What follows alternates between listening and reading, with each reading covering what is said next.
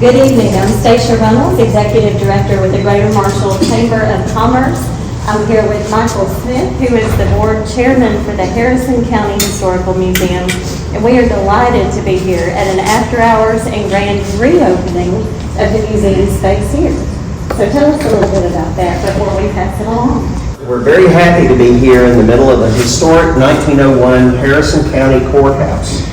This is the courthouse that our ancestors gifted us with here, and our communities come together to both restore the building and make it the home of county government again, put in the historic exhibits around it, and what we're here to have a ribbon cutting for today is the rededication of our Highlights of Harrison County exhibit, which was damaged with a water leak in the building a few months ago, but through a lot of hard work by the Commissioner's Court with the county, and I want to thank the county for all the work that they did to get the exhibit back up and running.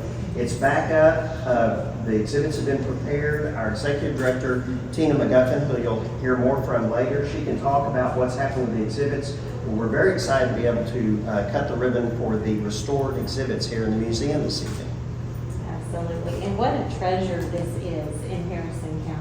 And so we not only want you to see inside here, but we have some plans later on, so stay with us as we go outside and unveil the signage, and that has been a big deal. It has been. The first time I was president of this museum in 1994, everything was in one building. Well, now we have so many exhibits and we can offer so much for the community. We've actually got 4 locations, and our military exhibits are over in Memorial City Hall, so we're going to go basically unveil the new signage for that to let visitors to the building know that this isn't all that there is. We've got some world-class exhibits for you across the street in Memorial City Hall. Truly, and people have said that Smithsonian-style exhibiting there, it's just fabulous, and so it all is, and we want you to see every bit of it. So, Michael, I'm going to let you carry on and introduce, I believe, this team. Okay, next. I would like to introduce our new Executive Director. Oh, there you are. Tina McGuffin, and I want Tina to come up and talk to you a little bit about her vision for the museum and what we're going to do as we go through the next few years. So, Tina, if you'll come up and talk to us.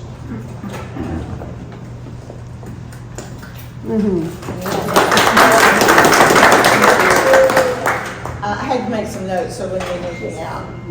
I was honored to have been asked to become the executive director, and with encouragement from our board members, our staff, friends, family, and especially my husband Don, who couldn't be here this evening.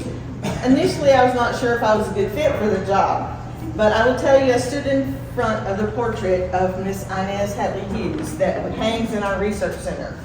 And, you know, we had a discussion. I did most of the talking, but she didn't have any objections to anything. So her lack of response led me to believe that she approved. Little did I know 8 years ago when I innocently asked Bob Grace if he needed volunteer help that I would end up in this job. I did have great hopes that it would be an easy transition, but sometimes there's a wrench that gets thrown that you don't anticipate. The first morning on the job, my very first morning as executive director, my first act was to close the 1901 museum because of the water leak. We had cascading river of water coming down. We scrambled to get all of our exhibits apart to save the artifacts. We knew the floor was damaged, it was going to have to be completely redone. But the staff all rallied around and we took it in stride. A big thank you to our county judge, our commissioners, the maintenance department, and Casey Sloan Construction, and also the guys that came from Dallas from Museum Fabrication to help us take everything apart, ensuring that nothing was damaged. And now we're back to an operating state, and I am so excited.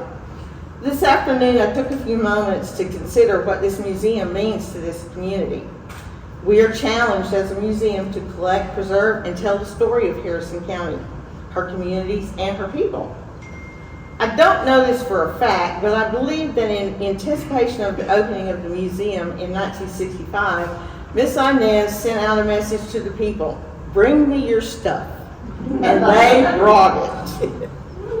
We currently occupy 4 locations One of those locations is here. We have the exhibits over at Memorial City Performance Center. We have our new exhibit at Marshall Mercantile, which is 700 square feet, and we've been able to use some of our large artifacts there. And then we have the building that's known as the Research Center, but it's part Research Center and storage building. We moved into it in August of 2019, and we've already outgrown it. So people are still bringing stuff. New stuff comes in all the time. But all of this goes in to say that we are only able to operate this museum and all of the areas and research because of the support that we get from the community and from the people. Moving forward as an organization, we are going to be taking steps to ensure that we tell a more inclusive story of the people of Harrison County through our project, Common Threads, the Making of Harrison County. That project will culminate in 2026 with a brand new exhibit over at Memorial City Hall on the second floor.